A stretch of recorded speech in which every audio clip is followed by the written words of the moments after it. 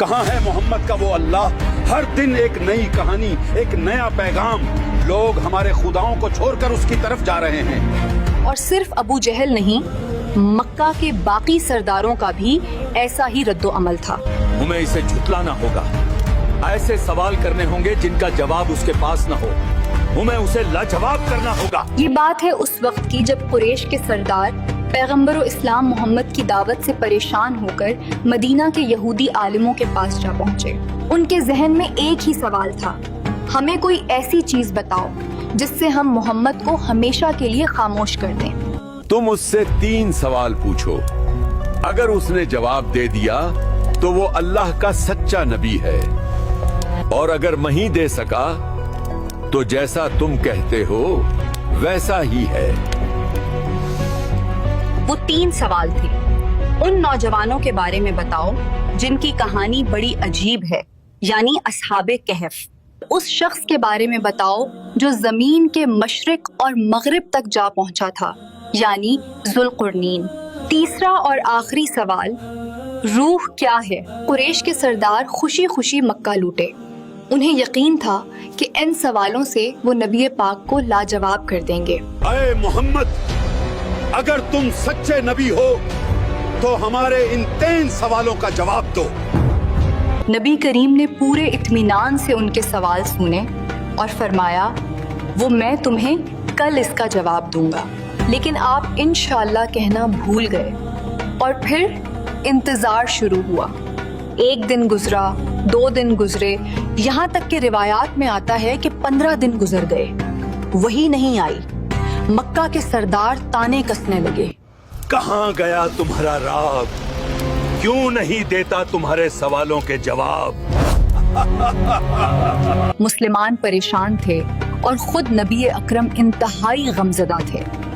اور پھر 15 دن بعد اللہ نے صرف ان کے سوالوں کا جواب ہی نہیں اتارا، بلکہ اپنے پیغمبر کو صبر اور اپنے اوپر یقین کا درس بھی دیا، اور نازل ہوئی سورۃ الکہف۔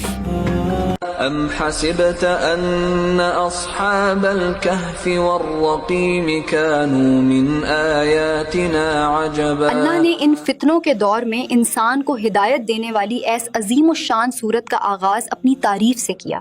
آخر کیا وجہ تھی اس کے نازل ہونے کی؟ اس سورت کی پہلی 5 آیات کا آج ہماری زندگی سے کیا تعلق ہے، جانیں گے اس ویڈیو میں۔ چلیں شروع کرتے ہیں۔ الحمد للہ الذی انزل على عبده الكتاب ولم يجعل له عوجا قیما لینذر بأسا شدیدا من لدنه ويبشر المؤمنين الذين يعملون الصالحات أن لهم أجرا حسنا ماكثين فيه أبدا وينذر الذين قالوا اتخذ الله ولدا ما لهم به من علم ولا لآبائهم كبرت كلمة تخرج من أفواههم إن يقولون إلا كذبا۔ تو چلیے اب اس سورت کو سمجھتے ہیں سینیمیٹک انداز میں، آسان طریقے سے۔ الحمد للہ الذی انزل على عبده الكتاب ولم يجعل له عوجا۔ سب تعریف اللہ ہی کو ہے جس نے اپنے محبوب بندے محمد صلی اللہ علیہ وآلہ وسلم پر یہ کتاب نازل کی اور اس میں کسی طرح کی کجی اور پیچیدگی نہ رکھی۔ سوچنے کی بات ہے، اللہ اپنی تعریف خود کیوں کر رہا ہے؟ کیونکہ ہر تعریف کا حقدار صرف وہی ہے۔ تمہاری سانس، تمہاری صحت، تمہارا علم، ہر نعمت اسی کی دی ہوئی ہے، تو تعریف بھی اسی کی ہوگی۔ پھر اللہ کہتا ہے اپنے بندے پر کتاب نازل کی۔ اللہ نے رسول یا نبی نہیں کہا، بلکہ عبد یعنی بندہ کہا۔ یہ ایک بندے کے لیے سب سے بڑا اعزاز ہے کہ اس کا رب اسے اپنا عبد کہہ کر پکارے۔ اور اس کتاب کی خوبی کیا ہے؟ اس میں کوئی کمی یا ٹیڑھا پن نہیں، یہ قرآن ایسی عظیم کتاب ہے جس میں کوئی غلطی کوئی کمی نہیں ہے. یہ بالکل سیدھی اور صاف ہے، جیسے ایک پرفیکٹ بلو پرنٹ ہو زندگی گزارنے کا. اگلی آیت میں اللہ اس کتاب کا مقصد بتاتا ہے. قيما لينذر بأسا شديدا من لدنه ويبشر المؤمنين الذين يعملون الصالحات أن لهم أجرا حسنا. بلکہ سیدھی اور سلیس اتاری تاکہ لوگوں کو عذاب سخت سے جو اس کی طرف سے آنے والا ہے ڈرائے، اور مومنوں کو جو نیک عمل کرتے ہیں خوشخبری سنائے کہ ان کے لیے ان کے کاموں کا نیک بدلہ یعنی بہشت ہے. لفظ قیمن کا مطلب ہے سیدھی. یہ کتاب نہ صرف خود سیدھی ہے بلکہ دوسروں کو بھی سیدھا کرتی ہے. اس کے دو کام ہیں. سخت عذاب سے ڈرانا، یہ اللہ کی طرف سے ایک وارننگ ہے، جیسے ایک ماں اپنے بچے کو آگ سے دور رہنے کو کہتی ہے. بیٹا، آگ کے پاس نہیں جانا، اس سے دور رہنا.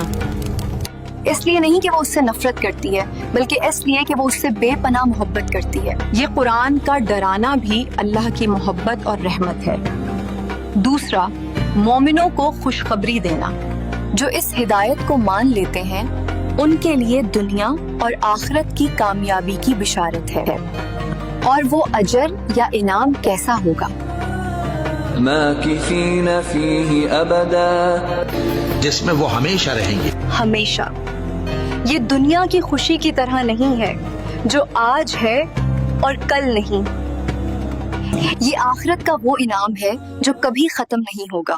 ایک ایسی زندگی جس میں نہ کوئی غم تکلیف، صرف اپنے رب کی رضا اور اس کی نعمتیں ہوں گی ہمیشہ کے لیے. پھر اگلی آیت میں اللہ ایک خاص گروہ کو وارن کرتا ہے، وہی لوگ جن کے عقائد نے قریش کو یہ سوال کرنے پر اکسایا تھا. وَيُنذِرَ الَّذِينَ قَالُوا اتَّخَذَ اللَّهُ وَلَدًا، اور ان لوگوں کو بھی ڈرائے جو کہتے ہیں کہ اللہ نے کسی کو بیٹا بنا لیا ہے. یہ شرک کی سب سے بڑی اور سب سے خطرناک قسم ہے. یہ کہنا کہ اللہ کا بیٹا ہے اللہ کی ذات پر سب سے بڑا بہتان ہے.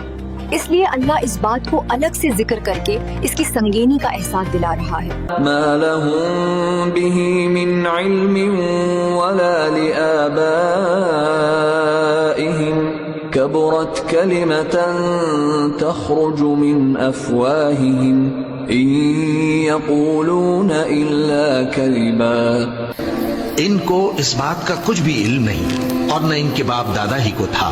یہ بڑی سخت بات ہے جو ان کے منہ سے نکلتی ہے، اور کچھ شک نہیں کہ یہ جو کچھ کہتے ہیں محض جھوٹ ہے.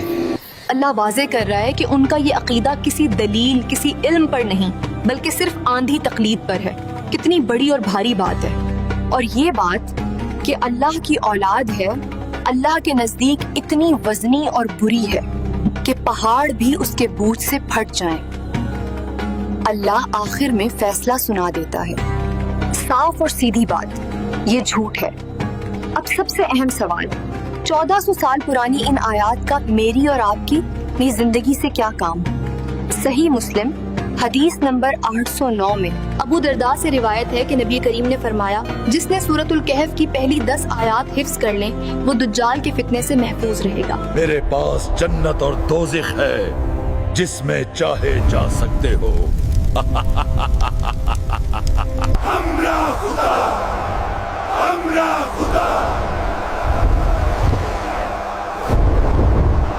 میں بارش برساؤں گا، میں تم لوگوں کے لیے اناج اگاؤں گا، میں تمہاری ماں باپ زندہ کروں گا. دجال کا فتنہ کیا ہوگا؟ وہ جھوٹ کو سچ اور سچ کو جھوٹ بنا کر پیش کرے گا.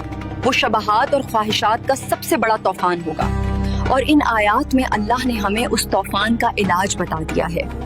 1.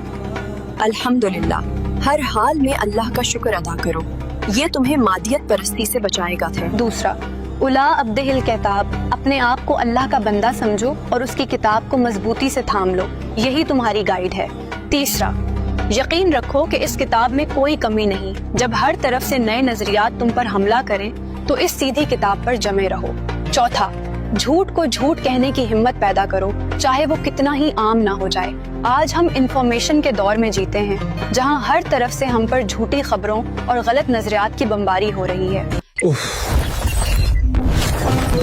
یہ جھوٹی خبریں، کون سی سچ کون سی جھوٹ کچھ پتا نہیں۔